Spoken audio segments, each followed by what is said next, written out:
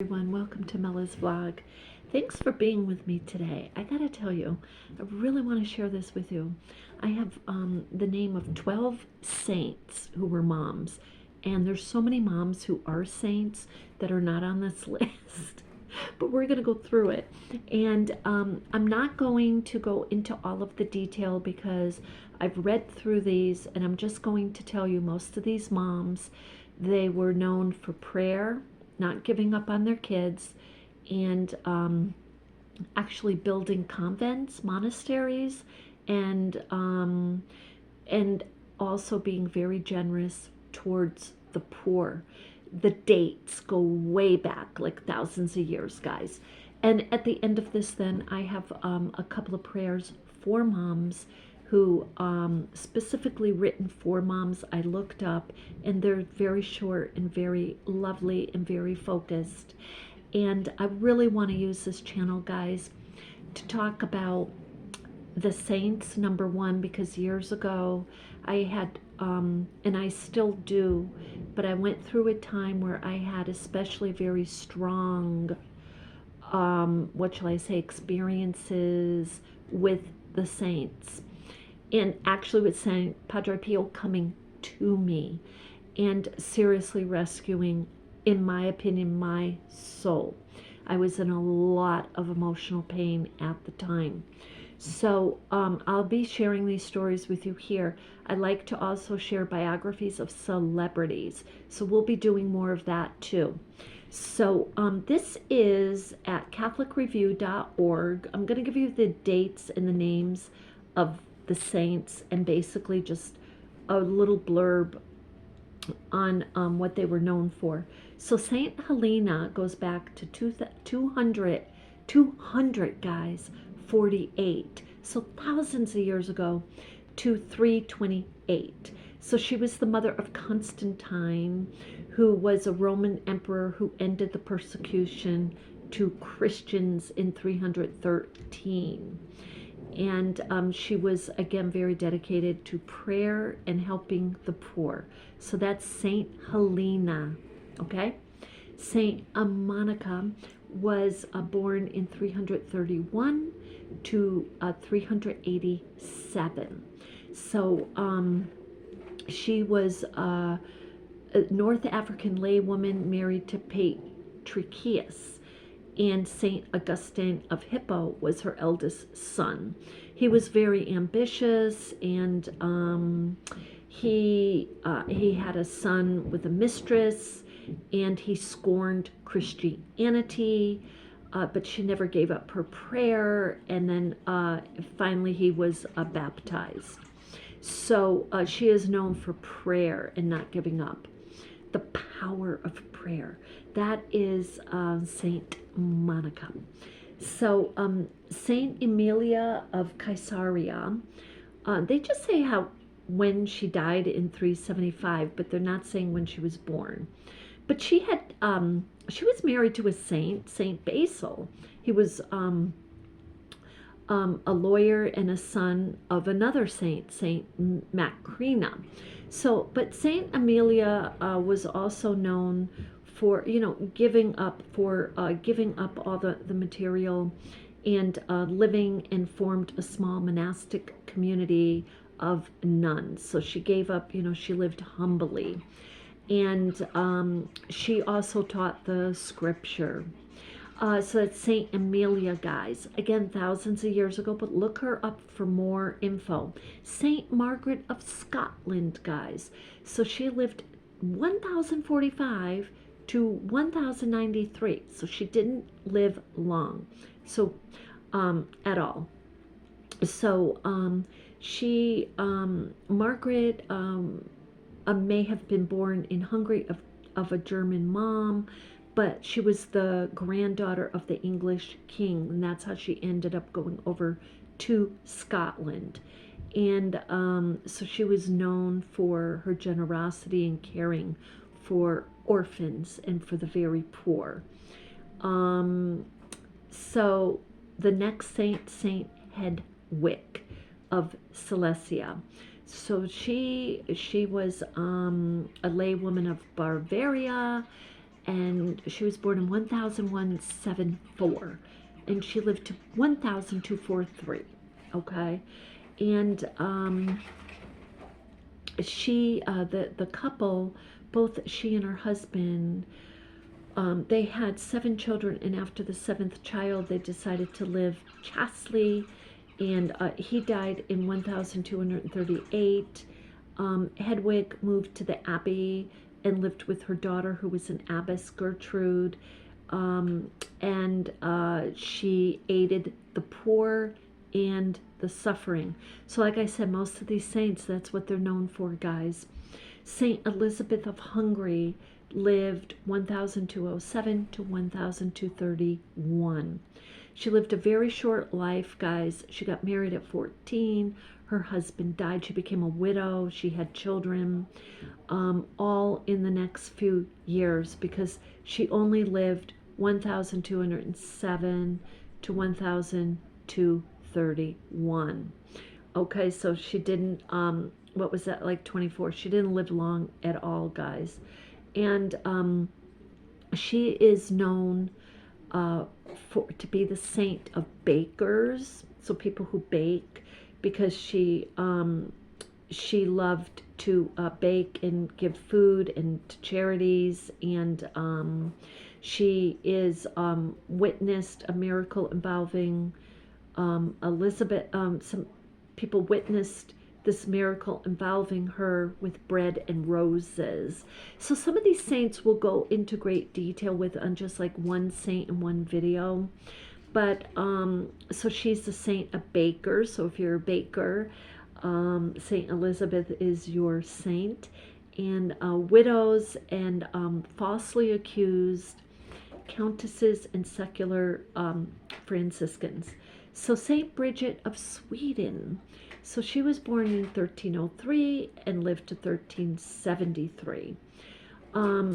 She died after a pilgrimage to the Holy Land, and Bridget claimed to have visions and inspirations throughout her life, prompting both influence and controversy. Guys, when you pray, having a vision is a very intricate part of prayer. There's nothing wrong with a vision. You know the vision, you'll know the vision in your prayer is one from God if it feels right. If it confuses you, it's not a vision from God. Her feast day is July 23rd. Saint Francis of Rome lived 1384 to 1440. So she was a lay woman. She was born a Roman aristocrat, and she married Lorenzo Ponziano when she was only 13. Back then, look guys, we're in 2026. Back then, that was the age believed to be ready for marriage. So they had several children. In 1409, the palazzo was pillaged by the Neapolitan soldiers, and Lorenzo was exiled for 5 years. He returned a broken man. What that means is emotionally, mentally, and physically, he was not well. And he died in 1436. Frances, known for her great charity during epidemics in the Civil War, that's what she was known for. And that is Saint Francis of Rome. So Saint Jane Frances de Chantal was born 1572. Now we're getting more, so that was 500-700 years ago, and she died in 1641. By the way, thank you for being with me today, guys. I send you love and light. So at 20, Jeanne Francois Frémia of Dijon, France, forgive my French, married Baron Christophe de Roubatin Chantal. They were happy, but after 8 years, she was widowed and left with 4 children. So this is a mom. She was a saint. She, in 1604, St. Francis de Sales became her spiritual director, and they collaborated on finding the Order of Visitation of Holy Mary. So St. Vincent de Paul called her one of the holiest people he ever met on earth. So we'll have to read more about St. Jane. So number 10, we're almost done with the list, but we're getting up in the centuries, is St. Louise de Marillac. Born in France, Louise married an official of the royal court. Following his death in 1625, and despite strained finances and bouts of melancholy, so she was suffering from depression. This is St. Louise, guys, in 1591 to 1660, okay? She was suffering from depression. She was an active supporter of St. Vincent charitable works and became co-founder of the Daughters of Charity. So by the time that she died, the order had established 40 houses in France and the Daughters of Charity. So it doesn't say what she's known for, but you can guess that charity is one of them. St. Elizabeth Ann Seton. So a lot of you have heard of Ann Seton. This is number 11. So she was born in 1774, so not too long ago, guys, compared to the ones we were just reading. And she lived to 1821. So she was raised Episcopalian in New York City. And Elizabeth married William McGee Seton, who was a merchant. A couple, they had 5 children. William died in 1803 in Italy, where Elizabeth learned about Catholicism from the family who gave her hospitality. Wars had bankrupted the family business. So after becoming a Catholic in New York in 1805, the now poverty-stricken Elizabeth was abandoned by old friends. Don't you love it, guys? You have something, there they are. You don't have it, there they go. Just, that's not very deep friendship. But anyway, she was abandoned by her old friends, but accepted the offer of the Baltimore priests, who opened a school for girls there. In 1809, she founded the U.S. Sisters of Charity, whose schools and orphanages grew in number. She became the first native-born U.S. saint in 1975 and is the patron of coverts. She's the first U.S. saint. Guys, we know there's more saints here. There has got to be. They're probably laying low in 2026. Just guessing. Saint Zélie Martin, 1831 to 1877. So Zélie was a woman of deep religious faith and an industrious work ethic. She was a lace maker. I love it. You know, I'm a textile artist, guys. Love lace. Been working with it lately. She and her husband, St. Louis Martin, had Zélie 9 children, 5 of whom survived to adulthood. So you know, back then, still in the early 1800s, we had the plagues and whatnot. Their most famous child is Saint Therese of Lisieux. Oh yeah, a doctor of the church, but her daughter Leonie Martin, a visitation sister, who was a nun, also had an open cause for canonization. She and Louis were known as affectionate, loving parents. But Zélie's writings revealed challenges she faced as a mother, some result of the neglect and poverty she experienced as a child.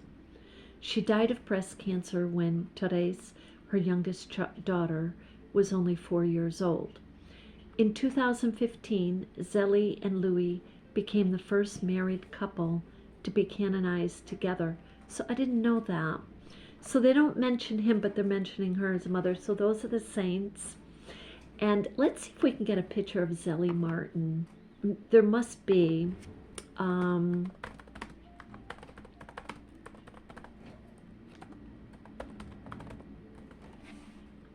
Here she is. I knew we'd get a good picture of her. So we'll have to go into more, that's Saint Zelly Martin. So it will be interesting to go through her biography, like in some detail, because she experienced, as all moms do and all people do, difficulties in life. Anyway, I hope that you enjoyed that, guys. And I will bring you more on the saints and bring you more on the celebrities. And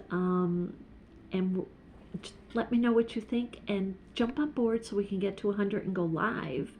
And we can have more talks about and about the Bible also, guys. So with that, I hope you have a beautiful day. Love and light.